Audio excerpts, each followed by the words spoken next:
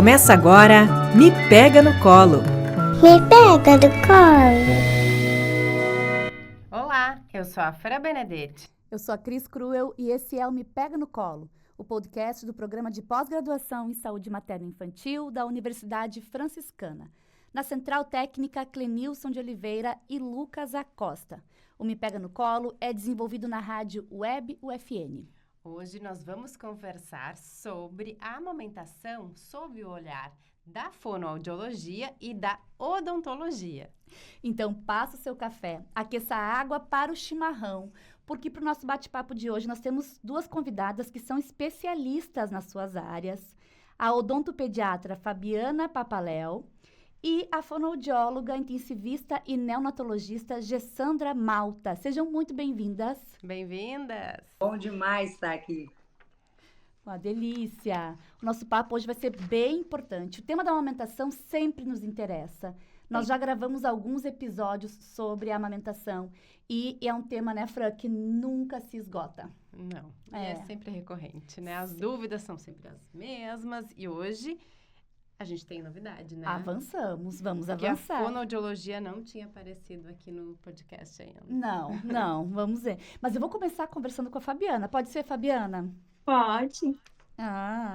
Então tá. Quando a gente fala em amamentação, Fabiana, frequentemente a gente pensa na nutrição, aspectos nutricionais. Mas do ponto de vista odontológico, né? Qual que é o olhar de um dentista, de uma dentista, sobre a importância da amamentação para o bebê? É isso mesmo, Cris. Assim, quando falo sempre em aleitamento materno, normalmente você pensa em nutrição, anticorpos, na imunidade, né, da criança, e tudo é verdade, né? O leite materno é muito importante para isso tudo. Mas o que muita gente não sabe é que o ato de amamentar, ele tem um papel fundamental no desenvolvimento do sistema estomatognático, né? Que envolve toda a musculatura da face, os ossos, as funções da boca.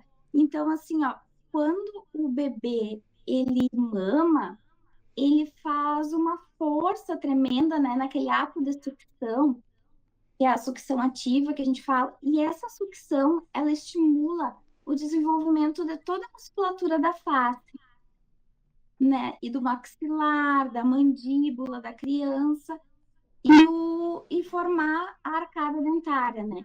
Então, isso é muito importante para o desenvolvimento, para o futuro dessa criança, né? Então, a gente tem sempre esse olhar também, a gente orienta a amamentação, orientando as mães sobre todo esse desenvolvimento da face, né?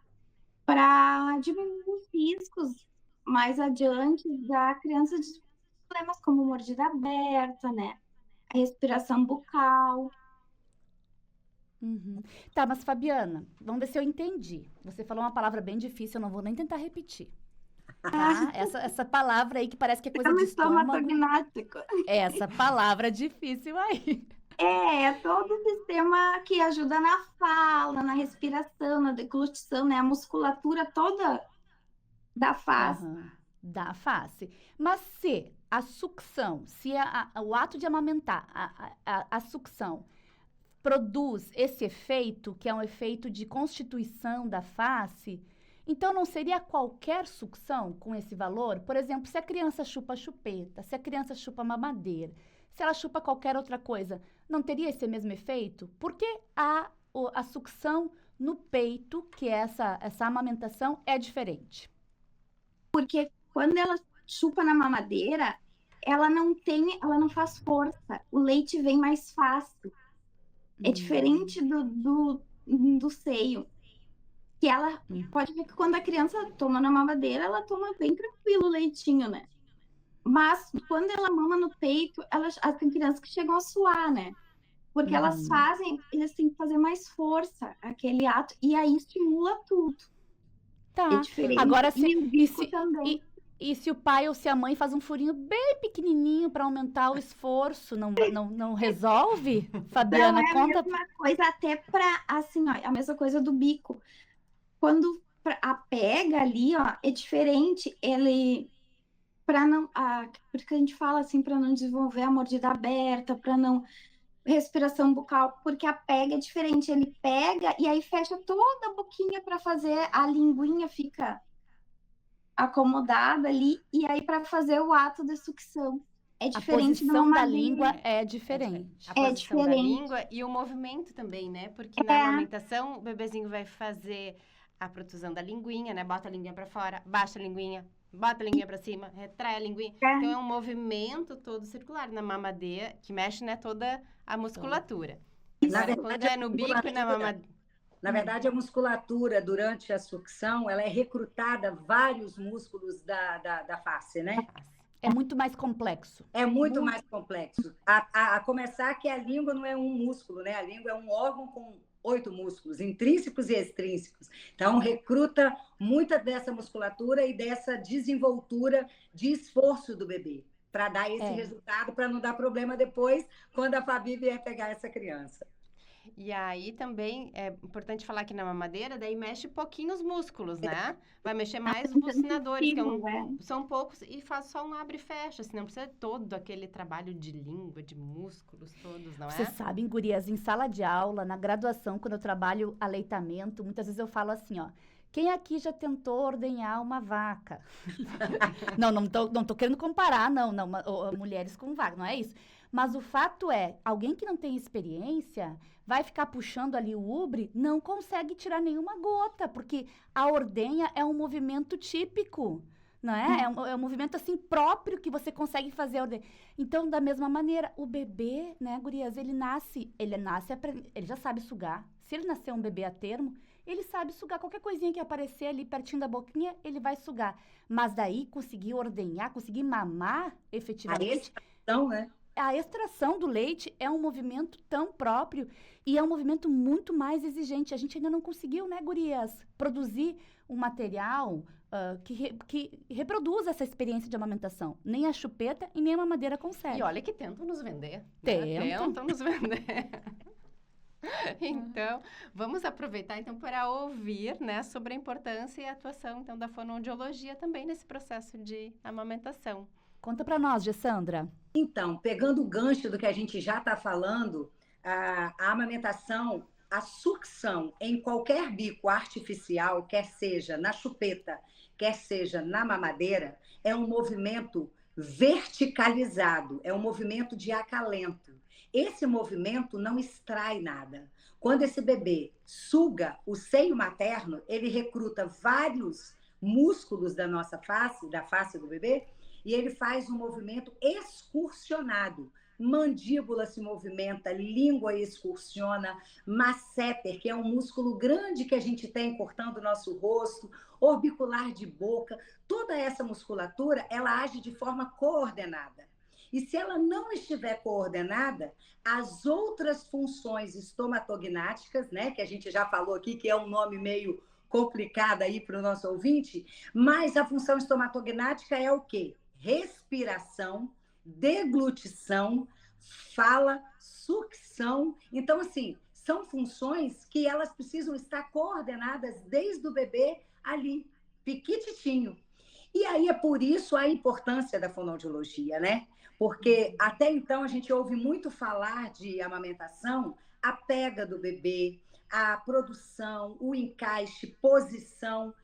Mas e se esse bebê estiver com uma disfunção oral, que seria uma alteração na coordenação da língua, o lábiozinho tem que vedar, a musculatura nenhuma pode trabalhar mais do que a outra. Então, assim, eu falo sempre para as minhas mãezinhas o quê? Nenhum músculo tem que ficar mais ativo. Então, amamentar aí, fazer covinha não é legal, o masseter está trabalhando mais. Fazer estalos, essa língua pode estar sem tanta força. Aí vem a fonoaudiologia. E aí, Cris, o que é importante, que você zela muito pela saúde mental dessa mãezinha, né? Aí eu costumo dizer que mãe tem sobrenome culpa. E aí ela começa a achar que a culpa é dela. É porque eu não tenho bico, é porque meu mamilo é plano, é porque eu não estou encaixando a melhor posição, e não tem a ver com a mãe. Às vezes o bebê não está no melhor encaixe porque tem uma disfunção oral. E quem trata a disfunção oral, quem avalia, quem dá o diagnóstico é o fonoaudiólogo. Então eu não vou dizer só que o bebê tem uma disfunção oral. Eu vou reabilitar ou habilitar essa função de forma coordenada. Gessandra, e daí deixa eu te perguntar, né? Quem tá nos ouvindo agora deve estar pensando, tô aqui com uma dificuldade, tô aqui tentando amamentar meu bebê, tô com uma dificuldade. Como é que eu vou identificar se é uma falta de habilidade minha, se é alguma posição errada ou se ele tá realmente com uma disfunção? Então, o bebê, quando ele tem uma disfunção oral, primeiro, o encaixe não vai ser tão forte, né? Então, o lábiozinho não veda, então não faz vedamento labial. Se ele não veda, ele não faz pressão negativa, então ele não consegue extrair. Haja luz que, com a mamadeira, tem a gravidade para ajudar para esse bebê sugar.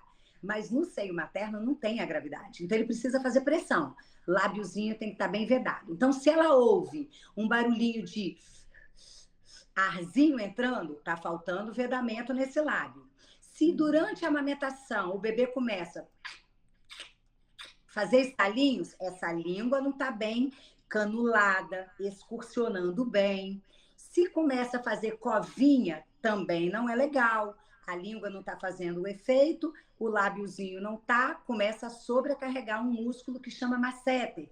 Então, são sintomas que ele vai apresentando como se a sucção tivesse frouxa. Eu digo assim, principalmente se a mãe já tiver tido um bebê, ela começa a comparar. A sucção do outro era mais forte. Essa sucção está meio frouxa. Se ela não tem essa experiência com outro bebê, ela tem que sentir, não é dor, mas ela tem que sentir uma pressão da extração que esse bebê está fazendo, né? Então, são sinaizinhos que o bebê vai dando, mostrando que algo está errado e não é com ela. E também não é errado com o bebê, mas é algo que precisa ser tratado no bebê.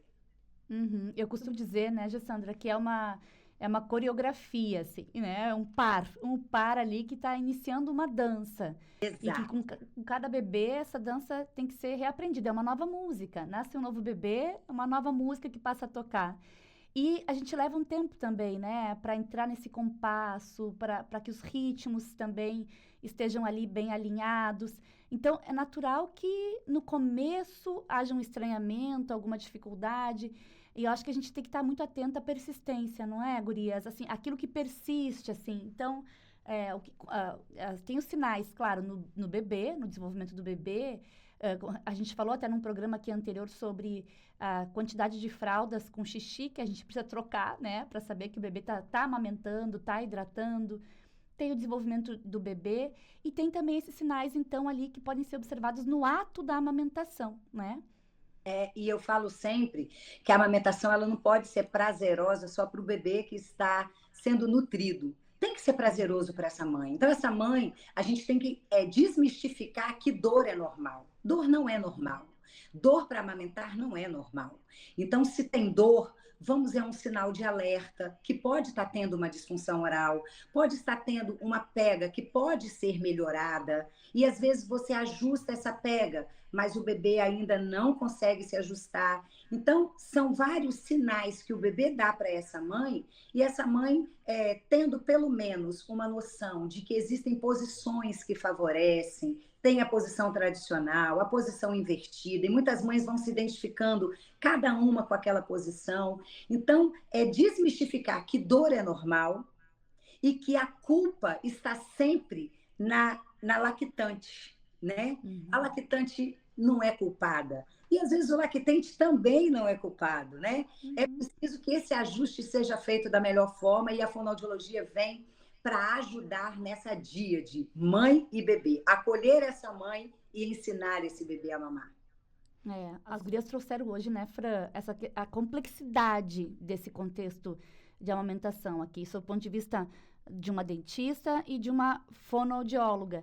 E a gente sabe, na psicologia, nós sabemos que a autoeficácia materna, né, quer dizer, a mulher se sentir capaz de cuidar e amamentar o seu bebê, é a variável mais importante para a manutenção do aleitamento. Então, se a mulher, diante das dificuldades que acontecem ali, podem acontecer no processo, no início do processo, se ela desanima ou se ela se torna muito autorreferente, no sentido de sentir que é ela que tem uma dificuldade, que é ela que é incompetente, que ela é que não sabe como fazer, as chances de um desmame precoce aumentam muito. Então, como a gente precisa estar de olho nisso, né, Fran? Muito. E, inclusive, vai acontecer, né, de muitas mães já recorrerem à mamadeira, né? Exato. De primeira opção, né? Porque acham que não vão conseguir, que estão com dor, né? Que não estão sendo apoiadas, né? Então, é uma gama de questões.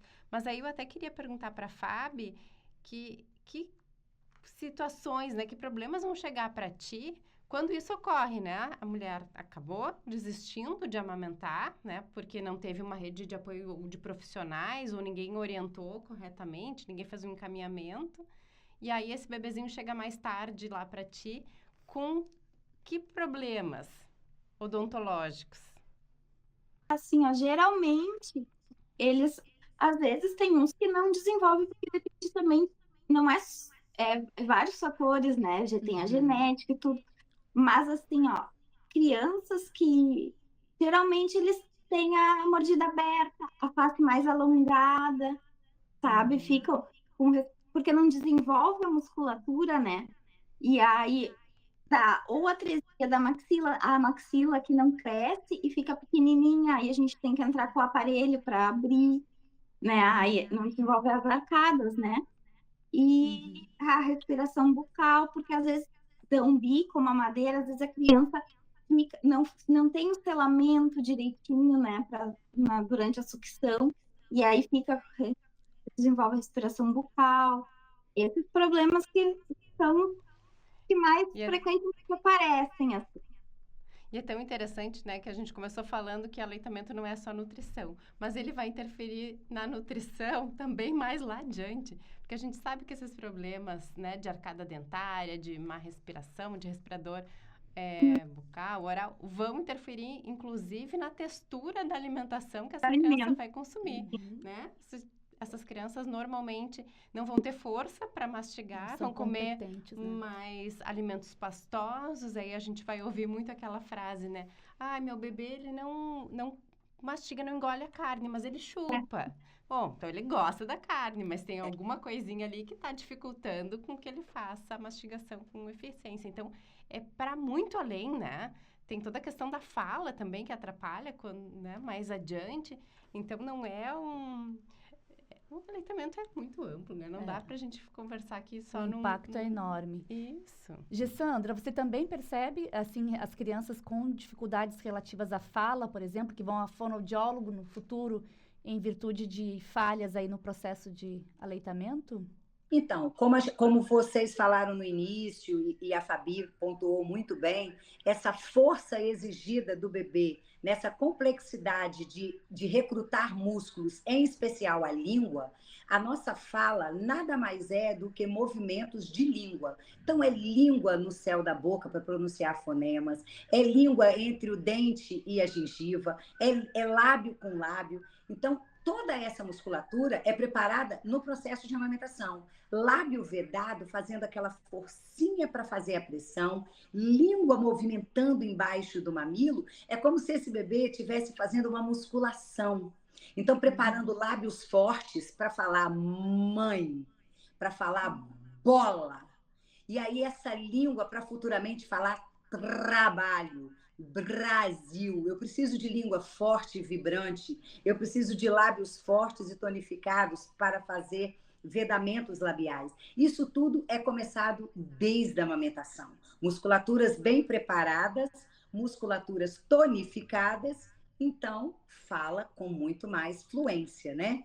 Sem contar que quando a gente encontra algumas alterações, às vezes de simplesmente uma linguinha flácida, que é muito comum no T21, que já é uma característica da síndrome, mas a gente encontra bebês que não têm nenhuma alteração neurológica ou sindrômica, que acaba tendo musculaturas flácidas, então a língua fica molinha para falar. E aí isso atrapalha os fonemas bem articulados, né?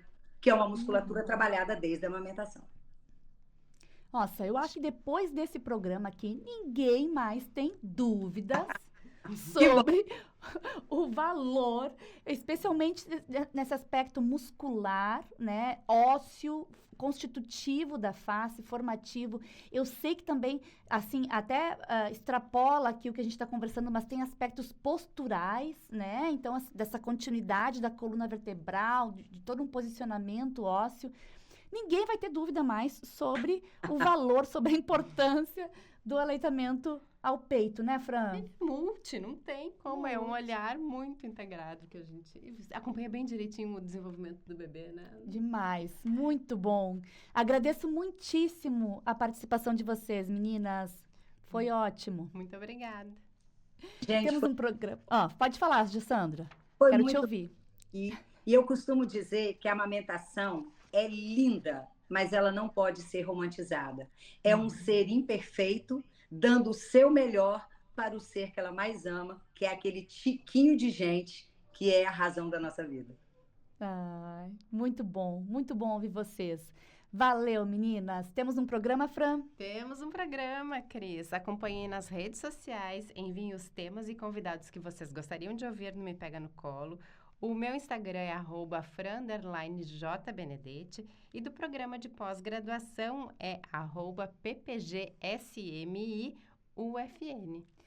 O meu Instagram é @cristina.cruel. Até a próxima. Até a próxima. Obrigada, meninas. Me pega do colo.